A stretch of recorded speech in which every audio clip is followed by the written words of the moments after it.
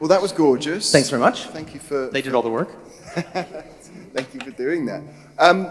Pachinko, I mean, the show chronicles this immigrant family over, multiple decades. How does one approach that doing what you do? So the book takes place, is linear, so it starts in the past and moves towards the present. And the moment I picked up the script and realized that the TV show was going to jump between the 80s in Tokyo and Busan in 1931, and basically jumping around as much as you could possibly get away with, it occurred to me that I really couldn't work too thematically, and that the music had to function as a big, big bridge, not just about this family, but about the bigger forces that caused them to move where they did, and all the terrible things that befell them at those times. Yeah. You've got to bind it together. Is that seems that the music's job is to bind those different things together. How? Where do you start then? Do you work in a linear fashion and then mix it around, or? I figured, all this is complicated by COVID for obvious reasons, because we weren't really looking at everything at the same time. But I started with the most basic genetic material of the family, which is to say great-grandma. And so I gave her some music and then figured out what is the process by which this can be transformed to great-grandson, great-great-grandson, who's a sort of modern banker, essentially. And how do you keep that DNA constant? So I wrote the earliest thing and the last thing together, and then decided that the whole thing needed to be blended. So when you're in the past, it's not like it's all acoustic instruments. There's sort of electronic things seep in, and then the present sometimes goes back and forth between the two. So it really is a sort of emulsifying agent. Yeah, because that mix of acoustic and electronic is interesting, right? That's where I found it very interesting. Thank you very much. Why did you do that? What was the thinking behind that?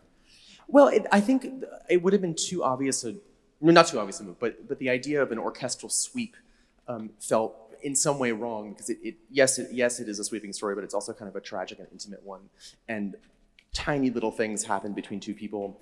And I felt like, for me, the orchestra wanted to exist both in this gigantic, gigantic space, but also in quite a small, intimate environment. And for me, that also, if we're bringing us into the 80s, I didn't want to make it melodrama, so I wanted to make it more, these are the sounds of that era, so these kind of early synths bubbling around. Yeah.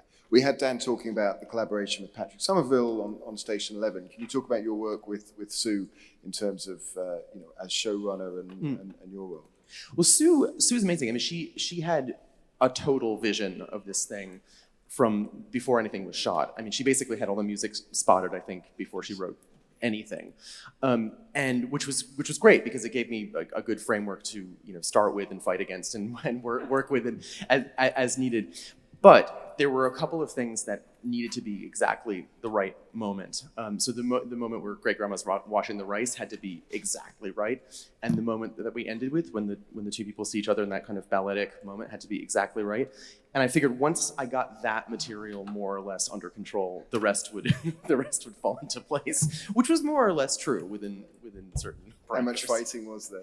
Very little, actually. It was a totally, honestly, it was a totally lovely, lovely process, and it did not have to be that way, because the music had to do a lot of heavy lifting, and sometimes those situations can get intense. But this was the right amount of intense. Good. You've got a broad range of work, right? From in this form, Howard's End and Kill Your Darlings, and you've worked with Bjork and sort of indie rock bands like Grizzly Bear. What do you attribute that to? Is that just your range of interests, or what? Yeah, I think I always feel like restricting yourself to one form of music making is not. It's great if you really need to specialize, but I think the fact that I grew up in New York in the 2000s means that that's what you're listening to. Is for me, it was you go to the opera, and then you go to the rock concert, and then you go to the movies. And why not? If you're a voracious enough musician, why not get involved in it all? Yeah. Was it your decision to throw in a Talking Heads song to? No. Oftentimes the concept with a capital C and the budgets with a capital B for needle drops and score are we're all family, right? We all know what's going on here. Like I think David got paid, so okay, yeah. That's a different conversation. But no, that was not my doing. But I celebrate it and the decisions of the people who made it.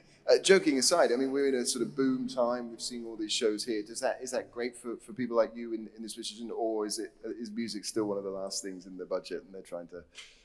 Would you? I suppose if I saw the rest of the budget, I would be happy to answer that. But all I will say that it is lovely and a luxury to have made this thing in a very restricted sort of studio setting in COVID, and now to have all these wonderful musicians play it with gusto all at the same time without overdubbing and PP pads under the wind players so they don't get get COVID everywhere. It's just ridiculous how we started. I'm not even kidding. I wish I were. It's like I don't think we expected PP pads for COVID. Listen, you should be so lucky. Come up tonight. Nico and Muhly, everyone. Thanks so much.